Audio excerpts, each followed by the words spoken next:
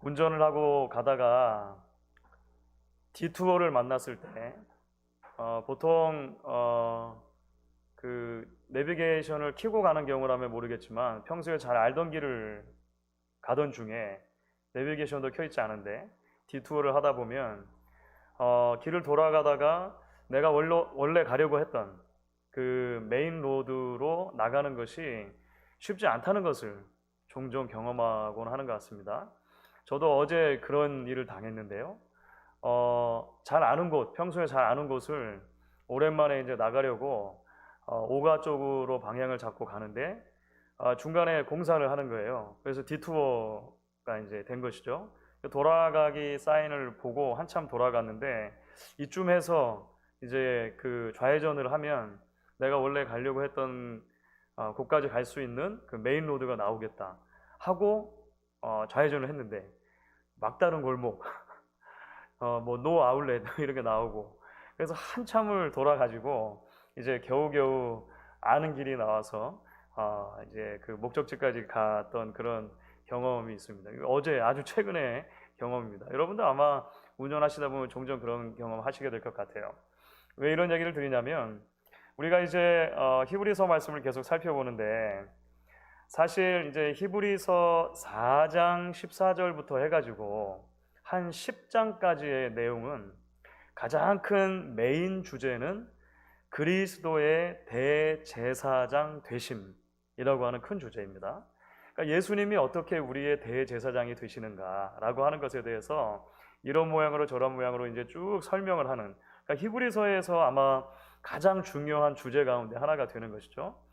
그 주제를 쭉 이야기하다가 이제 히브리서 저자가 어떻게 해서 예수님께서 우리의 큰 대제사장이 되시는가를 설명했고 그 설명을 하다 보니까 예수님께서는 구약의 다른 제사장들과 달리 유한하고 본인의 죄 때문에 늘 제사를 드려야 하는 그런 제사장이 아니라 영원한 제사장이다 라고 하는 것을 설명하고 싶었던 거죠. 그래서 구약의 한 인물을 데리고 와서 이제 설명을 하는데 그 인물이 누구냐면 멜기세덱이라고 하는 인물을 이제 히브리서 저자는 데리고 오는 거예요. 그래서 멜기세덱의 순서를 좇아서 예수님은 영원한 대제사장이 되신다라고 이야기를 하다 보니까 이제 여기로부터 해서 잠시 곁길로 빠지게 된 거예요. 그러니까 우리가 지난주에 함께 살펴본 말씀이 이 곁길로 빠진 대목입니다. 멜기세덱에 대해서 이야기를 하다 보니까 그래서 우리에게 큰 대제사장이 있다라고 설명하다 보니까 멜기세덱에 대해서 아무리 설명을 해도 당시 히브리 그 독자들이 청중들이 쉽게 이해하지 못할 것이라는 생각을 하게 된 거죠. 왜냐하면 아직 믿음이 성장하고 성숙하지 못했다라고 하는 그런 이제 판단을 하게 된 거예요. 그래서 갑자기 디투어를 해가지고 성장에 대해서 성숙에 대해서 이렇게 이야기를 했죠. 그래서 지난주에 우리가 함께 살펴봤던 말씀의 핵심 내용은 뭐냐면 그리스도 안에서 온전한 신앙으로 나아가십시오. 완전한 신앙으로 나아가십시오. 이런 얘기를 한 거예요. 한편으로는 그렇게 성장하고 성숙하지 못했을 때 어떤 그 심판과 어떤 결과가 다가올 것인가 한번 비침을 받고 한번 하나님의 은혜를 경험한 뒤에 뒤로 물러나 침륜에 빠지는 사람들 하나님의 심판이 기다리고 있습니다. 뭐 이런 그 말하자면 경고의 메시지를 주었고 그것에 이어서 너무 주눅들 것 같으니까 내가 말은 이렇게 하지만 실제로 여러분들에게 내가 정말 권면하고 싶은 것은 뭐냐면 그러니까 여러분 계속해서 자라가야 하는 것입니다. 포기하지 말고 인내와 믿음으로 계속해서 여러분들 자라가야 합니다라고 말하는 거예요. 자, 오늘 우리가 함께 살펴보는 대목은 이제 지난주 대목에서 이어져요. 안전하고 확실한 영혼의 닻이 무엇인가 라고 하는 믿음의 견고한 그 앵커에 대해서 닻에 대해서 말하면서 사실 이제 히브리서 저자가 대단히 그 지혜롭게 글을 써나가는데요. 오늘 말씀의 마지막에서 그동안 어디 가고 없었던 멜기세덱 이름이 다시 등장하는 거예요. 이게 뭐냐면 디투어를 갔다가 돌아오는 나들목 같은 역할을 오늘 말씀에 사실 해주는 거예요. 램프죠, 램프. 다시 메인 로드로 돌아갈 수 있도록. 오늘은 아직은 아닙니다. 다음 주에 이제 진짜 7장에 가서 멜기세덱을 살펴볼 텐데, 오늘은 이제 그 연결고리, 나들목 같은 말씀을 통해서 지난주에 주셨던 인내와 믿음의 그 권고, 초대의 말씀이 오늘 이제 말씀 속에서 조금 더 구체적으로 안전하고 확실한 영혼의 닻을 그러면 어떻게 내릴 것인가, 어떻게 우리가 천국 소망을 가지고 이 땅을 살아갈 것인가, 이 이야기를 해주는 것입니다. 그래서 오늘 우리가 함께 살펴볼 말씀은 6장 13절부터 20절까지 말씀을 함께 살펴볼 거예요. 본문 말씀을 그래서 먼저 한번 읽어보도록 하겠습니다. 히브리서 6장 13절부터 마지막 20절까지 제가 먼저 읽겠습니다. 하나님이 아브라함에게 약속하실 때에 가리켜 맹세할 자가 자기보다 더 큰 이가 없으므로 자기를 가리켜 맹세하여 이르시되 내가 반드시 너에게 복주고 복주며 너를 번성하게 하고 번성하게 하리라 하셨더니 그가 이같이 오래 참아 약속을 받았느니라. 사람들은 자기보다 더 큰 자를 가리켜 맹세하나니 맹세는 그들이 다투는 모든 일의 최후 확정이니라. 하나님은 약속을 기업으로 받는 자들에게 그 뜻이 변하지 아니함을 충분히 나타내시려고 이 일을 맹세로 보증하셨나니 이는 하나님이 거짓말을 하실 수 없는 이 두 가지 변하지 못할 사실로 말미암아 앞에 있는 소망을 얻으려고 피난처를 찾은 우리에게 큰 안위를 받게 하려 하심이라. 우리가 이 소망을 가지고 있는 것은 영혼의 닷 같아서 튼튼하고 견고하여 휘장 안에 들어가나니 그리로 앞서가신 예수께서 멜기세덱의 반차를 따라 영원히 대제사장이 되어 우리를 위하여 들어가셨느니라. 아멘. 20절에서 살짝 이제 멜기세덱 등장하면서 대제사장 이 주제가 등장하죠. 이게 다음 주에 우리가 연결해서 살펴볼 것입니다. 지난주에 우리가 함께 살펴봤던 말씀에 마지막 두 구절이 있었습니다. 그러니까 여러분, 내가 정말로 말하려고 하는 것은 여러분들이 성장하고 성숙하지 않으면 멸망한다, 이 이야기를 정말로 하는 것이 아니라 여러분이 계속해서 포기하지 않고 성숙하기 원합니다. 성장하기 원합니다. 그것을 위해서 믿음과 오래 참음, 인내가 필요합니다. 이야기를 했단 말이죠. 그 이야기하는 대목이 지난주에 보면 어떻게 돼 있었냐면 바로 11절과 12절입니다.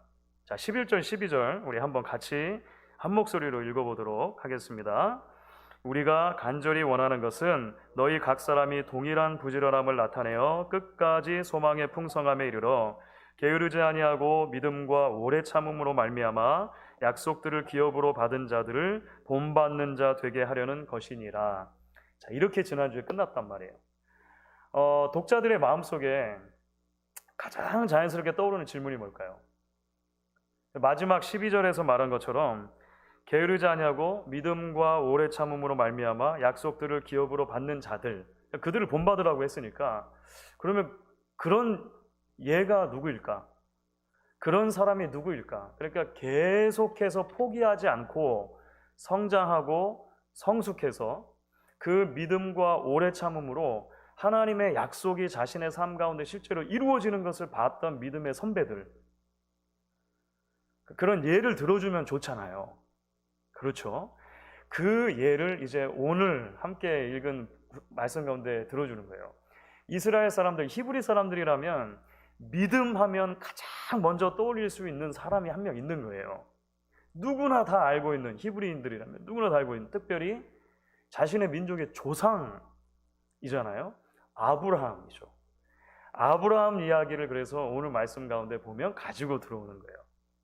그 아브라함이 어떻게 오랜 시간 동안 연단되고 다듬어지고 그래서 성장하고 성숙해서 그 믿음과 오래 참음의 열매를 그 가운데 경험하게 되었는가 라고 하는 것을 오늘 말씀 가운데 설명을 해주는 것이죠. 사실 이제 오늘 말씀의 구약적인 배경은 창세기 22장입니다. 창세기 22장은 특별히 어떤 내용을 담고 있냐면 아브라함이 이삭을 제물로 드린 바로 그 사건을 담고 있는 거예요. 아브라함에게 하나님께서 그 갈대아 우르 지역에 있을 때 나타나시잖아요. 하란에서 이제 나타나셔가지고 약속을 주세요. 그렇죠. 내가 내게 지시할 땅으로 가라. 내가 너에게 복을 줄 것이다. 내 민족이 크게 될 것이다. 내가 창대하게 될 것이고 너를 축복하는 자에게 내가 축복하고 너를 저주하는 자에게 내가 저주할 것이다. 하나님이 약속을 주셨어요. 그런데 우리가 잘 아는 것처럼 아브라함이 처음 하나님의 부름을 받았을 때 나이가 75세, 아내 사라는 65세였다라고 알고 계시죠? 그런데 그 큰 민족을 이루리라고 약속을 하셨는데 그 큰 민족을 이루려면 일단 첫 아들은 태어날 거 아닙니까? 그리고 첫 아들이 언제 태어나냐면 25년이 지나서 아브라함은 100세 때, 그렇죠? 사라는 90세 때, 정말 아무런 소망이 없을 것 같은 그런 시점에 하나님이 이제 이삭이라고 하는 웃음, 기쁨이라고 하는 뜻을 가진 그 이삭을 허락해 주시는 것이죠. 그런데 아주 흥미롭게도 그 이삭이 어느 정도 나이가 자랐을 때에, 그렇죠, 그 이삭을 노년에 얻었으니까 얼마나 기뻤겠습니까? 열 몇 살이 지나도록 그렇게 어르고 달래고 막 하면서 지났겠죠. 그런데 어느 날 갑자기 하나님께서 뭐라고 말씀하셨냐면 그 이삭을 내가 지시할 한 산으로 가서 그 산 위에서 번제로 잡아드리라, 이렇게 하나님 명령하셨어요. 참 놀랍죠. 네. 그 귀한 아들 하나님께서 축복을 주시겠다고 해가지고 결국은 25년을 기다려가지고 그 축복의 첫 열매로 받은 아들 아닙니까? 그 아들을 그렇게 애지중지하고 있는 상황 가운데 제물로 바쳐라. 여러분, 번제로 드린다고 하는 것은 여러분 레위기를 읽어보시면 얼마나 그 제사 자체가 잔혹한지를 여러분 아실 수 있을 거예요. 그죠? 그 짐승을 잡아서 피를 다 쏟고 각을 떠서 전체를 다 불태워서 하나님께 드리는 거거든요. 자, 그런데 여러분 창세기 22장을 보시면 사실 우리는 이제 그 성경 안에 있는 여러 갭들이 있어가지고 상상력을 발휘하게 되잖아요. 그래서 제가 실제로 들은 한 설교에 의하면 그 아브라함이 그 모리아 산까지 가는 동안 얼마나 가기가 싫었을 것이며 한 걸음 한 걸음 옮기는 것이 얼마나 그 오랜 시간이 막 지나가는 것처럼 막 그렇게 느껴졌을 것이며 그 부담과 또 가가지고 보니까 이삭은 아니 왜 우리가 나무는 갖고 가는데 양은 없나요? 뭐 이거 물어보고 철없이 그러면 또 아브라함의 마음이 무너지고 막 그러지 않았을까? 그러니까 상상력이죠. 막 그렇게 말씀을 하시는 설교를 들었어요. 근데 여러분 그냥 아주 객관적으로 다른 모든 것들을 다 제하고 나서 창세기 22장을 여러분 다시 한번 잘 읽어보십시오. 창세기 22장을 읽어보면 아브라함은 놀랍게도 하나님 말씀에 별 거부감이 없이 순종합니다. 실제로 22장을 읽어보면 그래요. 가는 길에 고민 이런 거는 물론 있을 수 있겠죠. 그런데 창세기 22장 자체가 말하는 내용은 뭐냐면 너무나도 의연해요. 아브라함이 너무나도 의연하게 그 모리아산으로 가고 실제로 자기 아들을 잡아서 묶어서 제단 위에 올려놓고 실제로 칼을 들어서 아이를 잡으려고 했어요. 실제로. 그 상황 가운데 물론 이제 그 하늘에서 소리가 들려가지고 그러니까 누가 더 급한 거예요? 예? 아브라함이 급한 게 아니라 하나님이 더 급하실 지경에 이르기까지. 아브라함 너무 의연한 거예요. 그 장면만 놓고 보면. 진짜로 아브라함은 잡으려고 하나님이 이거 진짜 잡으면 안 되겠으니까 아브라함아 해가지고 말리신단 말이에요. 자, 그렇게 하고 나서 이제 주시는 그 하나님의 메시지가 있었어요. 그것이 창세기 22장에 나왔고 그것을 오늘 히브리서 저자가 인용을 한 거예요. 자, 원래 원문으로 먼저 한번 읽어보면 좋겠는데 창세기 22장 16절부터 18절이에요. 창세기 22장 16절부터 18절 여러분 한번 찾으시면 같이 읽어볼게요. 창세기 22장 16절부터 18절 같이 읽겠습니다. 시작. 이르시되 여호와께서 이르시기를 내가 나를 가리켜 맹세하노니 내가 이같이 행하여 내 아들 내 독자도 아끼지 아니하였은즉 내가 내게 큰 복을 주고 내 씨가 크게 번성하여 하늘의 별과 같고 바닷가의 모래와 같게 하리니 내 씨가 그 대적의 성문을 차지하리라. 또 내 씨로 말미암아 천하 만민이 복을 받으리니 이는 내가 나의 말을 준행하였음이니라 하셨다 하니라. 이 약속을 내용만 놓고 보면은요, 원래 처음 아브라함을 부르시면서 주셨던 그 창세기 12장의 약속하고 크게 다르진 않습니다. 그렇죠. 창세기 12장에 주어졌던 하나님의 약속과 이제 그 약속을 다시 확인하시면서 22장에서 주신 약속을 주셨을 때 하나님은 변하시지 않으셨어요. 그렇죠. 엄밀하게 보면 하나님의 약속도 크게 변하시진 않으셨어요. 그런데 아주 크게 변한 한 사람이 있습니다. 그 한 사람이 누구냐면 사실 아브라함이죠. 그렇죠. 아브라함이 처음 그 약속을 받았을 때 물론 믿었지만 사실은 그 곧바로 이어지는 내용들을 보시면은요, 아브라함도 어마어마하게 많은 그런 그 의심과 잘못된 선택과 불신과 뭐 이런 것들을 겪어가는 것을 보게 돼요. 그렇죠. 애굽으로 내려가서 아내를 누이라고 거짓말하는 사건부터 해가지고, 그렇죠. 아유, 하나님이 주신다고 했던 그 씨가 더 이상은 아닌가 보다 해가지고 다른 아내를 취하기도 하잖아요. 그렇죠. 하갈이라고 하는 아내 취하잖아요. 또 더 이상 하나님이 약속하신 씨가 없으니까 그 종 중에 그죠? 종 중에 그냥 내가 그냥 네가 내 양자로 들어와서 그냥 씨를 잇는 걸로 하자. 그러니까 자기 머릿속으로 생각해 볼 수 있는 모든 것들은 다 동원해 보는 것이죠. 그런데 그런 모든 과정들을 통해서 아브라함이 조금씩 조금씩 변하는 거예요. 그렇죠. 25년 정도 시간이 걸린 거예요. 조금씩 조금씩 변해요. 조금씩 조금씩 성장해요. 조금씩 조금씩 성숙해요. 그래서 어느 이제 그 단계까지 나아가게 된 거냐면 아들을 받았어요. 하나님의 약속의 실체죠. 하나님의 축복의 열매죠. 그런데 그 아들을 10여 년을 키워놓고 하나님께서 그 아들을 번제로 드리라고 했을 때 기꺼이 이제는 하나님 앞에 번제로 드릴 수 있게 된 거예요. 자, 뭐가 바뀌었을까요? 아브라함의 성장과 성숙은 그 오랜 기간을 통해서 결국은 뭘 깨달아 간 것이냐면 하나님이 주시는 복보다도 복을 주시는 하나님이 나의 완전한 기업이라고 하는 것을 깨닫는 과정이었던 거예요. 조금 혼동스럽죠. 하나님이 약속을 주세요. 그러면 그 약속을 내가 받아 누리는 것, 내가 그래서 그 복의 열매를 따 먹는 것, 복을 누리는 것, 그것 자체보다도 훨씬 더 중요한 게 있는데 그 약속을 애초에 주셨고 그 복을 이루어 주시는 하나님이 훨씬 더 소중한 나의 전부라고 하는 것을 아브라함은 깨달은 거예요.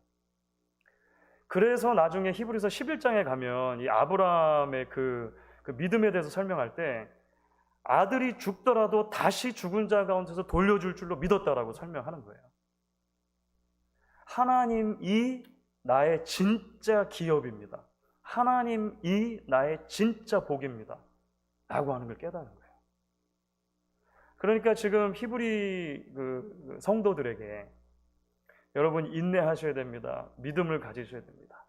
끝까지 포기하지 않고 달려가야 합니다라고 말하면서 굳이 아브라함을 소개하는 이유가 거기 있는 것이죠. 여러분 성장과 성숙이라고 하는 것은 뭐냐면 결국은 하나님을 이해하고 하나님을 붙들고 하나님을 의지하는 것입니다. 그게 진짜 복입니다. 여러분 이라고 설명을 하고 싶은 거예요. 그래서 아브라함이 정말로 깨달은 것 중에 하나가 뭐냐면 이제 오늘 말씀 가운데 중요한 주제로 등장하는데요. 하나님이 약속을 주셨잖아요. 그죠? 약속을 주신 다음에 약속이 변하지 않는 약속, 그 다음에 약속을 확증하기 위해서 맹세를 주셨다고 하는 설명을 해요. 맹세. 보통 이제 우리 어렸을 때 아이들 때 이제 친구하고 무슨 얘기 하다가 그거 진짜인지 어떻게 알아? 뭐 이런 게 묻잖아요. 그러면 맹세해. 뭐 이런 거 하잖아요.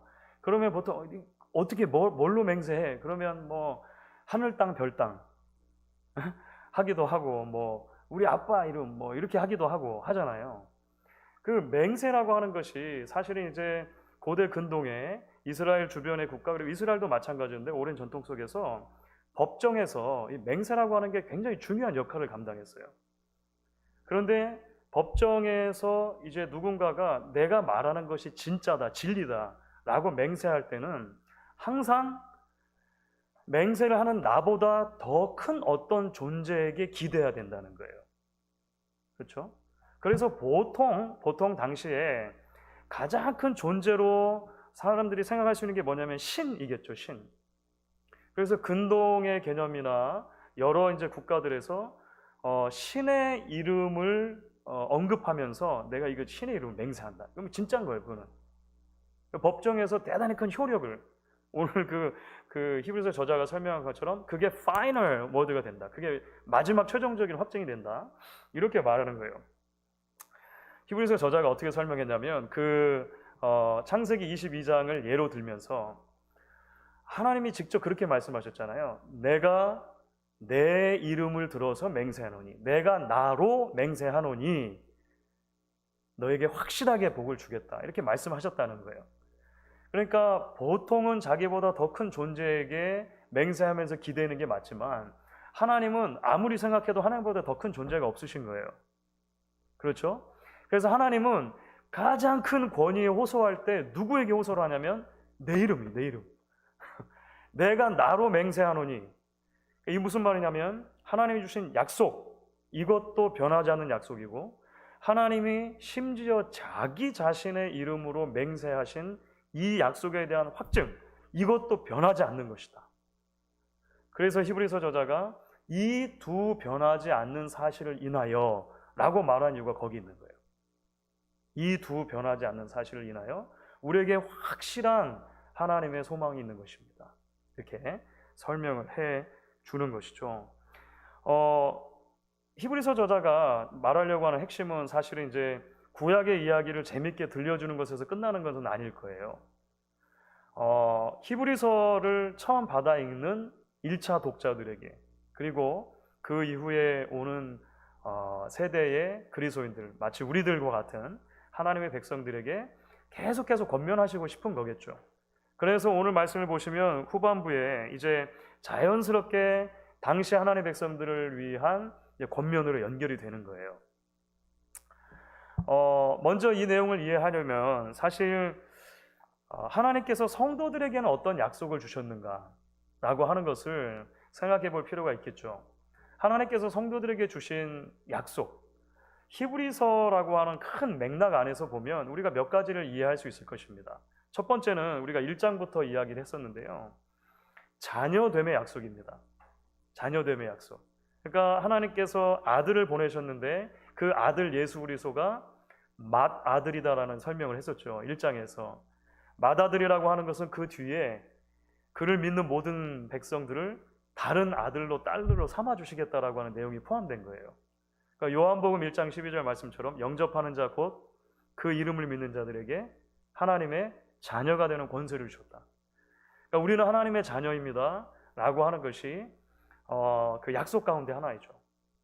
동시에 우리가 지금까지 몇 주 동안 살펴본 말씀 가운데 보면 자 이제 그렇게 하나님의 자녀가 되었으니까 하나님의 아들, 딸이 되었으니까 하나님께서는 우리의 아버지가 되셔서 때를 따라 우리에게 돕는 은혜를 주십니다 라고 하는 약속을 주세요.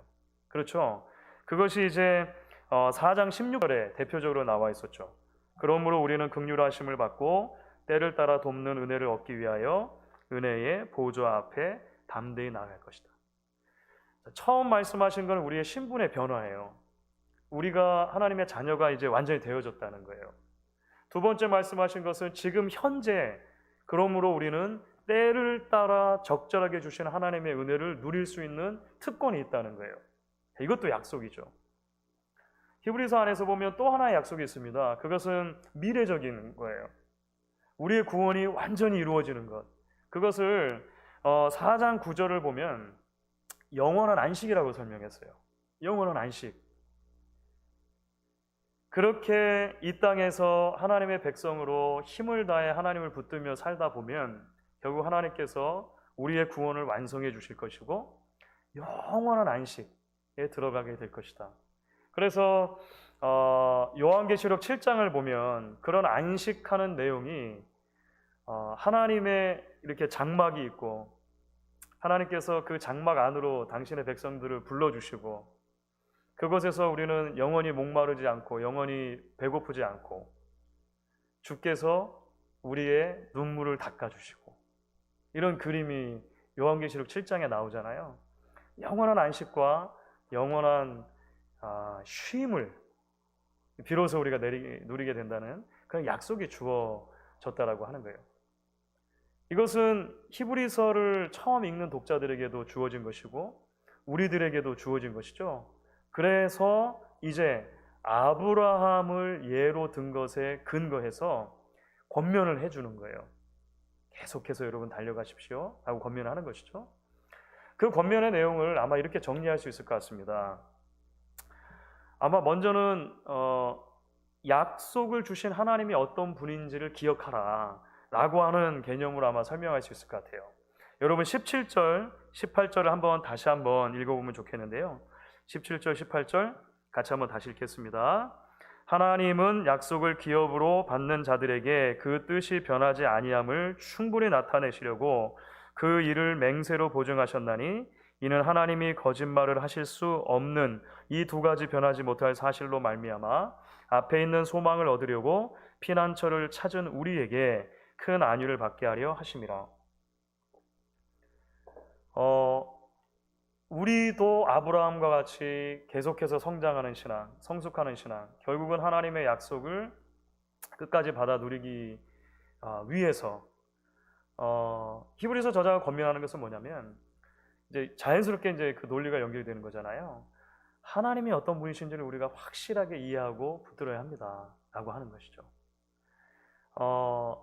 사람들은 사실 얼마나 거짓말에 익숙해 있습니까? 우리가 스스로 원해서 거짓말을 하기도 하고 때로는 우리가 잘 몰라서 거짓말을 하기도 하고 때로는 잘못된 정보를 옮기기도 하는 그런 일들을 겪게 됩니다. 그렇죠. 미국은 지금 특히 이제 대선 기간이니까 훨씬 더 이런 이제 어떤 것이 진짜고 어떤 것이 가짜인지를 구별하기 힘들 정도로 우리 주변에 많은 거짓들이 난무하는 것을 보게 되잖아요. 그것은 우리가 가지고 있는 한편으로는 악함의 문제이기도 할 거고 한편으로는 약함의 문제이기도 할 거예요. 하나님은 어떤 분이시냐면 사람과 달라서 거짓말을 하실 수 없는 그 본성을 가지셨다는 거예요. 그러니까 하나님은 약속하시고 그 약속에 대해서 맹세하시면 반드시 지키신다는 것입니다.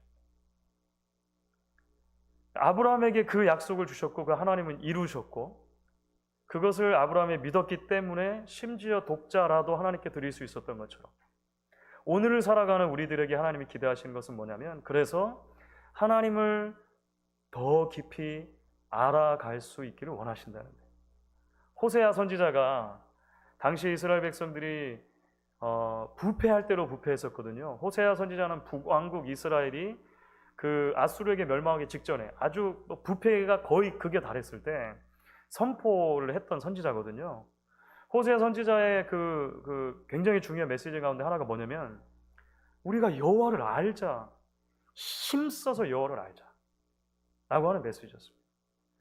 제발 하나님을 우리의 수준으로 끌어내려서 이해하려고 하지 말고 하나님을 좀 제대로 이해합시다. 그래야 우리가 신앙을 새롭게 하고 하나님께 돌아갈 수 있습니다. 이렇게 자꾸 권면한 것이거든요. 오늘 말씀에서 우리가 굉장히 중요한 하나의 적용점을 그렇게 찾아볼 수 있겠죠. 약속을 주시고 맹세하신 하나님, 거짓말하실 수 없는 그 하나님을 우리가 아는 것. 두 번째로는 이제 그 하나님에 대한 소망으로 영혼의 닻을 삼으라 라고 하는 우리가 개념을 이해할 수 있을 것 같아요. 6장 19절 보시면 제가 한번 읽어볼게요. 우리가 이 소망을 가지고 있는 것은 영혼의 닻 같아서 튼튼하고 견고하여 휘장 안에 들어가나니 이렇게 되어 있잖아요.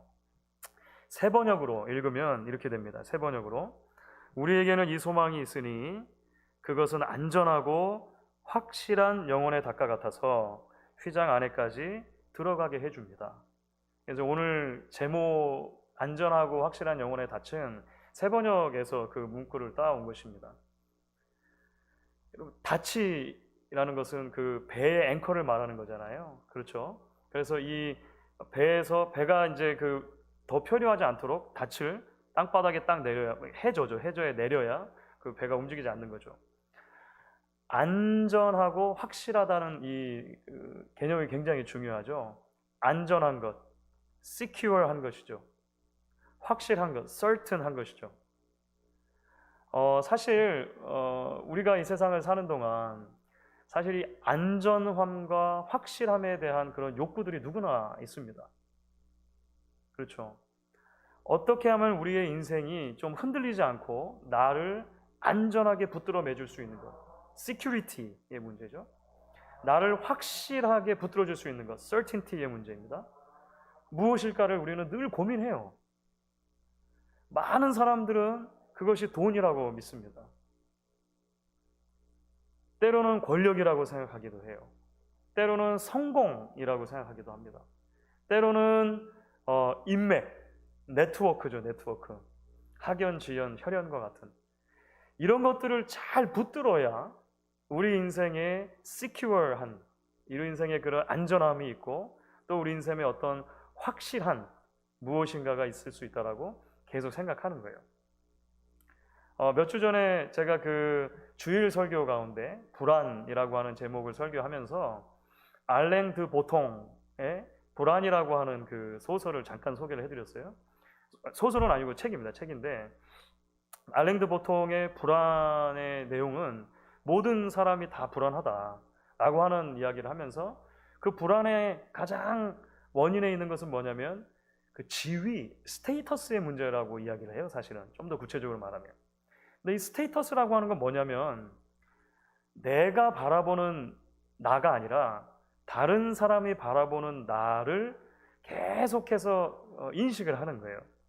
그래서 내 어떤 지위를 잃어버리지는 않을까, 사람들에게 무시받지는 않을까, 그래서 나의 삶의 안전과 그 확실함을 잃어버리면 어떡할까 라고 하는 두려움이 사람들을 불안에 빠지게 한다는 거예요.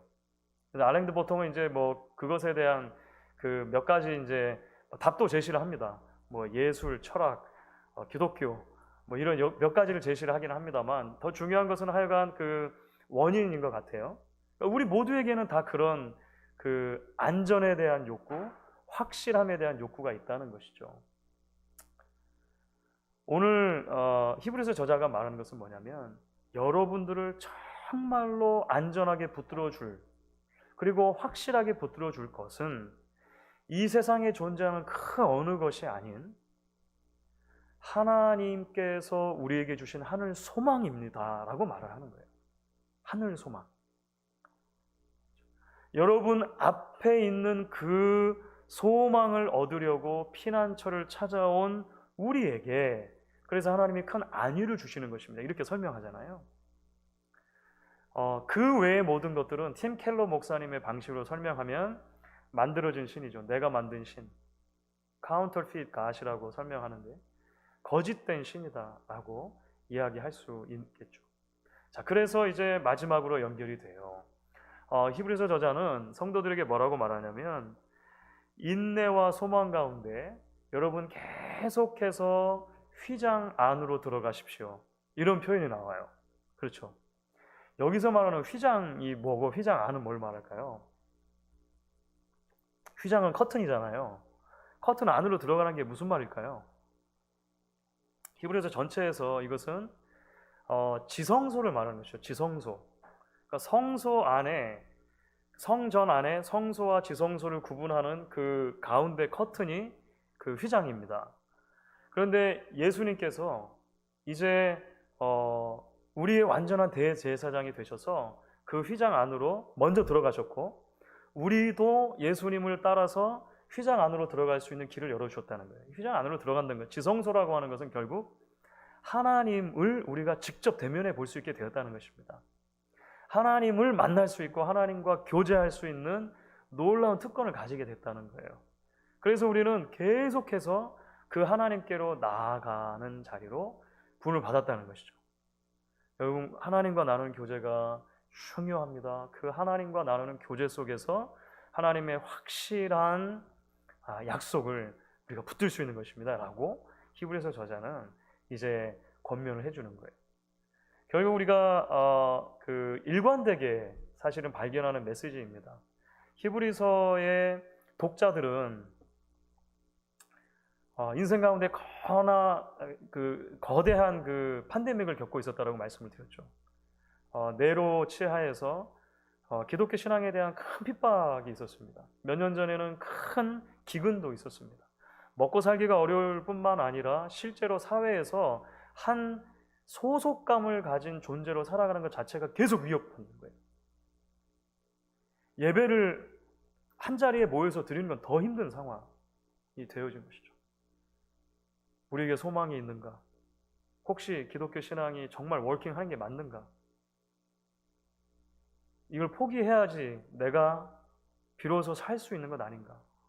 이걸 포기하고 내가 시장으로 나아가야만, 저 사람들처럼 되어야만 내 인생이 secure해지고 내 인생이 확실해지는 건 아닌가? 이런 수많은 고민들이 있었겠죠. 그 성도들에게 다시 한번 여러분들 정말 잘 알고 계시는 그 우리 조상 아브라함 있지 않습니까? 그러니 여러분도 포기하지 말고 그렇게 나아가야 하는 것입니다라고 설명을 하는 것입니다. 오늘 말씀을 이제 정리해 보도록 할게요. 여러분들도 아마 그런 경험들이 있으시겠지만 그 옛날 사진첩들을, 앨범들을 종종 이렇게 들춰볼 때가 있지 않습니까? 요즘에는 뭐 앨범을 들춰본다기보다는 이제 전화기를 넘기는 것이죠. 옛날 사진들.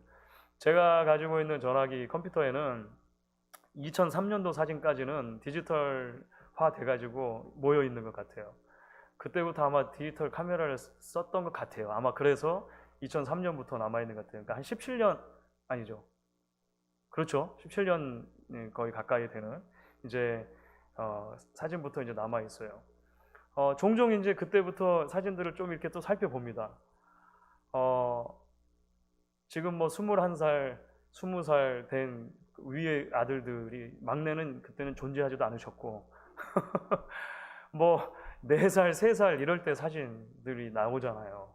그리고 그 옆에 있는 아빠, 엄마, 그러니까 저와 제 아내 모습, 뭐 할아버지, 할머니 모습들이 이제 그 옆에 있고 봐요. 그러면서 야, 참 많이 변했다 이런 생각을 하죠. 예. 아이들도 변하고 나도 많이 변했고, 아유 우리 부모님도 많이 변하셨네. 언제 이렇게 연세가 많아지셨나, 뭐 이런 생각들이 들지 않습니까? 예. 우리가 살고 있는 세상은 늘 변합니다. 그렇죠? 늘 변해요. 하지만 변하는 세상 가운데 우리가 붙들 것은 함께 변해가는 무엇이 아니라 변하지 않는 어떤 것이어야 할 거예요. 변하지 않는 어떤 것이 있다고 성경은 늘 우리에게 다가와서 말을 걸어줍니다. 변하지 않는 하나님의 메시지, 약속, 말씀이 있다라고 하는 거예요. 그래서 웨스민스터 신학교에서 가르치셨던, 지금 소천하셨습니다만 하비 칸이라고 하는 교수님이 계셨어요. 몇 번 제가 소개를 해드렸던 것 같아요. 한국 선교사로 한 20년 계셨기 때문에 간 하베라는 한국 이름도 있으시고 한국말도 굉장히 잘하셨어요.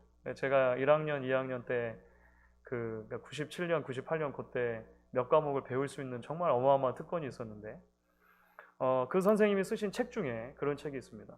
변하는 세상, 불변하는 말씀. 원래 제목은 Eternal Word, Changing Word라고 하는 그런 제목입니다. 하나님의 약속, 하나님의 말씀이 변하지 않는 이유가 뭘까요? 그 약속과 그 말씀을 주신 하나님이 변하지 않기 때문인 것이죠. 그래서 결국 오늘 말씀을 정리하자면 신앙은 불안하고 두려운 변하는 세상 속에서도 매 순간 믿음과 인내로 변하지 않으시는 하나님을 붙들기로 결단하는 것입니다. 라고 아마 우리가 결론 내릴 수 있을 것 같습니다.